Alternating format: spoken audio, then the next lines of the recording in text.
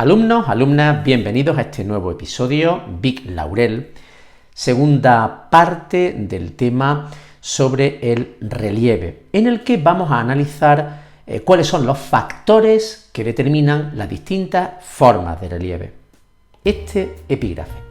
En principio, partimos de una pregunta muy evidente, ¿no? ¿Por qué hay montañas con crestas muy agudas frente a otras que son más bien redondeadas? ¿Por qué cuando damos un paseo por el campo vemos la existencia de valles muy suaves frente a otros valles con unas paredes muy verticalizadas, ¿no? ¿Por qué hay relieves con unas cuevas, unas grutas, unas galerías subterráneas, ¿no? Bueno, la realidad es que en la superficie terrestre hay una enorme diversidad de relieves. Y lo que vamos a hacer en este apartado sobre los factores que determinan las formas del relieve, va a ser por qué causas provocan que llegue a haber una apariencia u otra, ¿no? Aquí tenemos tres ejemplos muy claros. Un primer ejemplo de las hoces del Duratón, en Segovia, donde las aguas de un río, han excavado unas formas, unos valles curiosísimos, valles fluviales, por supuesto el mítico desierto del Sáhara, donde el viento, ha ido transportando, depositando la arena, o el impresionante, el espectacular Timanfaya en la isla de Lanzarote, donde sucesivas erupciones volcánicas han ido modelando todo eso. La respuesta a estos diferentes tipos de relieve la encontramos en cuatro factores, que son los que vamos a ver en este apartado. Vamos a ver cómo el tipo de roca, el clima, la estructura de las rocas, de los materiales y la antigüedad del relieve condicionan el que pueda existir distintas formas de relieve. Y es lo que vamos a ver a continuación. El primer factor que vamos a analizar en relación a factores que determinan la forma del relieve va a ser el tipo de roca. La roca, digamos que es el material con el que realmente se modela el relieve del terrestre, y del mismo modo que el trabajo de un escultor no es el mismo si está utilizando un trozo de mármol a si está operando con arcilla. Tampoco cabría esperar, lógicamente, que sean iguales los relieves que tengan rocas con características distintas. Por tanto, el tipo de roca, lo que en geología llamamos litología, es la que va a condicionar realmente el modelado del relieve. Un mismo agente geológico, vamos a imaginarnos aguas superficiales, por ejemplo la precipitación, el agua de lluvia, ¿no?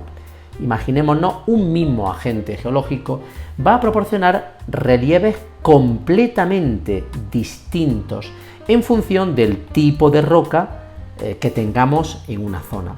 Por ejemplo, si imaginemos aguas superficiales que circulan por roca muy poco cohesionada, arcilla, es evidente que aquí se va a originar un tipo de relieve mucho más erosionado, que si la misma cantidad de agua circula con la misma inclinación, pero por otro tipo de roca mucho más coherente como el granito.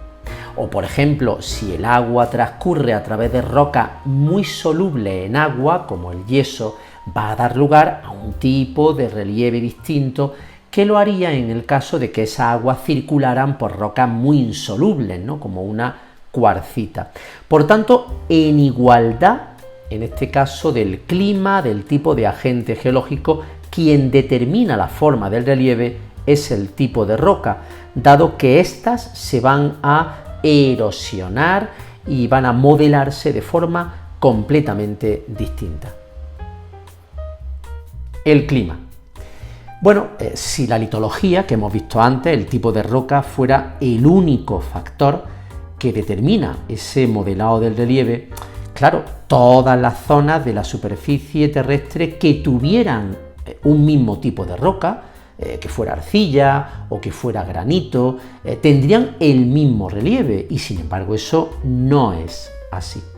Por tanto, diremos que tanto las aguas superficiales, los glaciares, el viento, en general, los agentes geológicos externos, hemos visto que llevan a cabo procesos geológicos externos específicos de erosión, transporte y sedimentación, pero cada uno lo hace de una manera distinta. Por tanto, el clima es fundamental, porque el clima lo que hace es condicionar en cada zona qué tipo de agente geológico es el que va a predominar.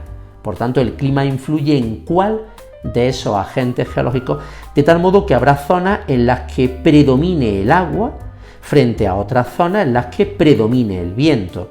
De tal modo que, vamos a lo mismo de antes, pero al revés, en un mismo tipo de zona litológica, por ejemplo, granito, el relieve va a ser distinto si ese granito está sometido a precipitaciones intensas o a pocas precipitaciones, o si ese mismo granito va a estar sometido a una acción intensa del viento. Es decir, que por tanto el clima va a influir en cuál de esos agentes es el que predomina, ¿no? En la analogía esta que estamos viendo del escultor, el clima, digamos que lo que hace decidir es cuál va a ser el instrumento con el que ese escultor esculpa el terreno, ¿no? Modele el terreno. Por tanto, el clima influye. Hemos visto la roca, litología y, en segundo lugar, el clima. Habría un tercer factor muy importante, que es la propia estructura de los materiales. Muchas veces las rocas que vemos en los paisajes vemos que están plegadas, por ejemplo, ¿no? En otras ocasiones vemos que incluso pueden estar fracturadas.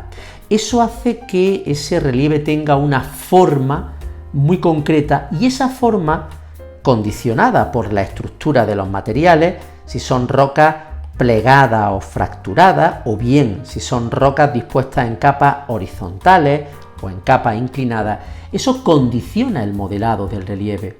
Un mismo tipo de roca podrá originar relieves distintos dependiendo de que la roca pueda estar en capas horizontales o de que exactamente la misma roca, pueda estar en rocas plegadas o fracturadas. Además, el modelado del relieve también va a depender de si las rocas, como decimos, están dispuestas en una serie de estratos más o menos horizontales, o si esa misma roca, por el contrario, está dispuesta en una serie de estratos inclinados o ligeramente basculados, o si esa misma roca se encuentra dispuesta, como hemos dicho, en forma de estratos completamente plegados, o incluso si esa misma roca, esos mismos estratos, ha sufrido una fractura, ¿de acuerdo? Una falla en la que este bloque desciende y este bloque sube. Por tanto, vemos que la estructura de los materiales influye en un mismo clima y con un mismo tipo de roca. No es lo mismo que esa roca esté plegada, fracturada, estos dos primeros casos, o en otro orden de cosas, que esa misma roca esté dispuesta en capas horizontales o bien en capas inclinadas, ¿de acuerdo? Así, por ejemplo, en este primer caso, esto ocurre, por ejemplo, en la punta de las Olas, en el valle del Añisclo, en Huesca. La forma de este pliegue, característico, ¿no? Rocas plegadas, va a condicionar bastante el modelado final, ¿no? O, por ejemplo, esta otra imagen, también de Huesca, Riglos, donde se observan una gran cantidad de fisuras verticalizadas. Eso también hace que el agua penetre, gelifracción, y eso condiciona el modelado del relieve. O, por ejemplo, en esta imagen en Monfragüe, en Cáceres, donde igualmente esa disposición verticalizada de los estratos genera una serie de crestas y hace, por tanto, que el modelado del relieve sea completamente distinto. Terminamos esta unidad, este episodio, viendo la influencia de la antigüedad del relieve. Bueno, aunque realmente lo hace de forma muy lenta, como ocurre en todos los procesos en la geología, el relieve de cualquier zona sabemos que está cambiando continuamente. Y aquí la antigüedad es un factor muy importante. Es evidente que un relieve joven va a ser muy diferente, ¿vale?, en su forma, al de un relieve muy antiguo, que normalmente va a tener una forma mucho más redondeada.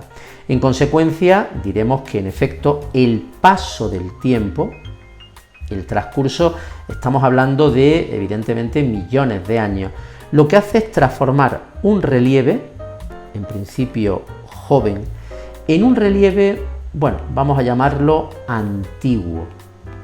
Claro, como siempre, ¿qué ha ocurrido en medio? Ha ocurrido un transcurrir del tiempo y sobre todo se han sucedido procesos geológicos externos, ¿vale? Durante, evidentemente, durante, como decíamos, millones de años. En efecto, por tanto, el transcurrir del tiempo hace que esos procesos geológicos externos, meteorización, erosión, transporte y sedimentación, van poco a poco limando, van redondeando los perfiles y transformando un relieve joven en finalmente un relieve antiguo. Por tanto, a igualdad de otras características, en un tipo de roca parecida, con un tipo de clima similar y con estructuras muy similares, los relieves jóvenes suelen ser mucho más abruptos que los relieves antiguos o seniles. Terminamos este episodio comentando cómo el modelado de un relieve es consecuencia, por tanto, de la interacción del tipo de roca, litología, con el clima de la zona, si predomina más el agua o el viento, con la estructura de los materiales, si estos están más plegados, más rotos, más horizontales, más inclinados, y con la antigüedad del relieve. Alumnos, alumnas, nos vemos en el siguiente episodio. Adiós.